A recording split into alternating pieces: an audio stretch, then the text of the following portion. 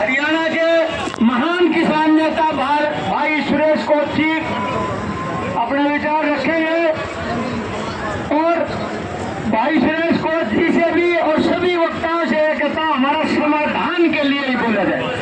हाँ, भाई सुरेश कोच जिंदाबाद। बहुत ही आदरणीय इस बड़ा कठिन गर्मी में संघर्ष कर रहे वो इनका नेतृत्व कर रहे कमेटी के साथियों, संघर्षशील साथियों, भाई सबसे पहला तो मैं छोटा सा उनाड़ा दे दिया। एक महीने में बैठे यार, मैं तो परसों मेरा पटिया ठीक सी बात कौन लगती नहीं भाई है आपस में। अगर मुसीबत में भाई है दूसरा तो दूसरा भी फोन करते तो क्या फर्क पड़े। लेकिन कोई बात नहीं भाई, ये बातें भी चलती रहती।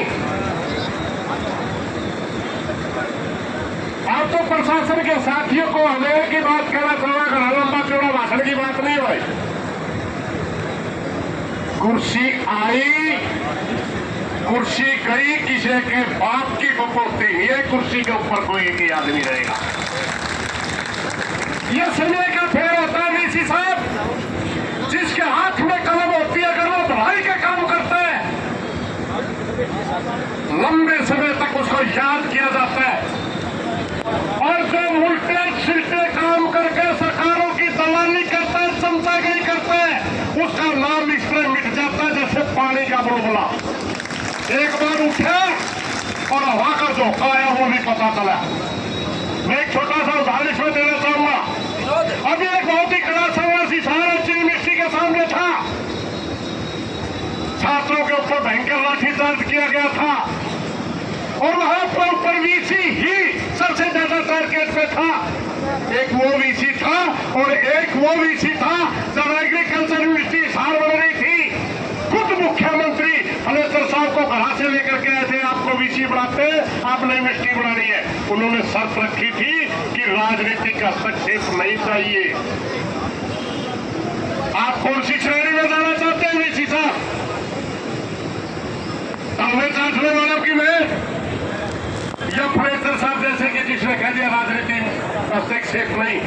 ये चुनाव आपने करना है। इनकी मांग है, वैसे तो यूनिवर्सिटी परिसर के अंदर गार्डियन होता है वीसी। आपके पहले इतने दिन से एक दो डेढ़ महीने से ये कर्मचारी बैठे आपके बच्चों के समान है। अगर आपके अंदर काबिलियत है, इनकी हर बुरे और भले का जिम्मेवार आप है। पहली बात तो आपको इनका धरने पे नहीं बिखरे देना चाहिए था, पहले मांग माननी चाहिए। और अगर किसी वजह से ऐसी परिस्थिति होगी, आज भी देर आए दुरुस्त आए की कहानी आप कर सकते हैं। अभी हमारा एक साथी कह रहा था कि मीटिंग में हमारे को बुला रखा है। क्या भी है मीटिंग में भाई, क्या मांगे इतने में राज मांगे हैं, क्या मांगे थे मंत्री कुर्सी मांगते नहीं, मंत्री पद मांगते नहीं, सिर्फ यह मांगे भी हमने अरे देखो हटानिया नहीं हो। हमने पक्के तौर पर जो भी फायदे सरकार देती है सबको मिलते हैं, हमने भी वही मिले। और क्या मांगे थे भाई? इनकी जो मांगे हैं तीनों की तीनों जायज मांगे हैं। और आपसे हमारी प्रार्थना है कि हमारे भाई दान ला लो, आइए आखा सुन डाले, आंखें सुन के दान नहीं लाना चाहिए। और किसी के पक्षों को बर्बाद कर देता है, इतिहास में नाम बर्बाद का ना लिखवा है, तेरा नाम वो लिखवा कि एक बार छोटी सी गलती होगी थी मगर उसको सुधारते हुए वीसी ने तुरंत उनको फिर फायदा पहुंचा करके कर्मचारियों को बहाल कर दिया। मेरी प्रार्थना का बड़ा लंबा चौड़ा काम नहीं है। यूं हमारे साथी जो मीटिंग में जो बढ़िया बात है, अच्छी बात है, मगर सीधी कहानी यह भाई मैं भी उसे विचार का हूं जिस विचार तेरा भाई बोल रहा था।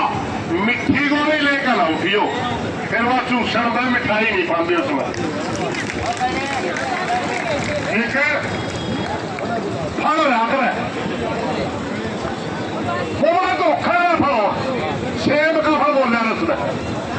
ऊपर से दिखेगा बिल्कुल लाल और जो पकड़े है बड़ा मीठा पाओगा और भैंस का तोता उसमें ककबारा भीतर तो पाओगी रूई वर्गा फूस कुछ नहीं। भारतीय जनता पार्टी के लोगों की मिठी गोली जो है उसके अंदर अंदर मिठाई नहीं है, उसके अंदर अंदर मिठाई नहीं है, दिखने में अच्छी है। इसलिए साथियों में जो मैं मिठी गोली लेकर उठियो तब उठियो जब आपने संघर्ष की बात है। देखो जी बीच लड़ाई के तो अच्छा कोई बात नहीं, आ गया एक छोटी सी बात और कह के भाई भाई बुलाओ है, छोटी सी बात है इनका मामा बातें बोल गया बदू सीधा आप यहाँ भाई ठीक है, झूठ का सारा मना उठिया बस यह कह लो बात तो ठीक हो ढंग लेकिन भाई बूढ़े हो गए बीमार रो फूल भर गया मैंने की एक कहानी थी। सच्चाई यह है सरकारी नौकरी सही तब आंदोलन में हो और तब जीत के दावादारी। हाँ ये बात थी भाई जो आगे याद लड़ाई लड़ने से पहले इंसान को 100 बार सोचना चाहिए। लड़ाई अच्छी तरफ भी जा सकती है, बुरी तरफ भी जा सकती है, मगर जब लड़ाई लड़े तो सिर्फ जीत के लिए लड़ना चाहिए, बिना जीत के जाइए ना भाई। धन्यवाद साथी।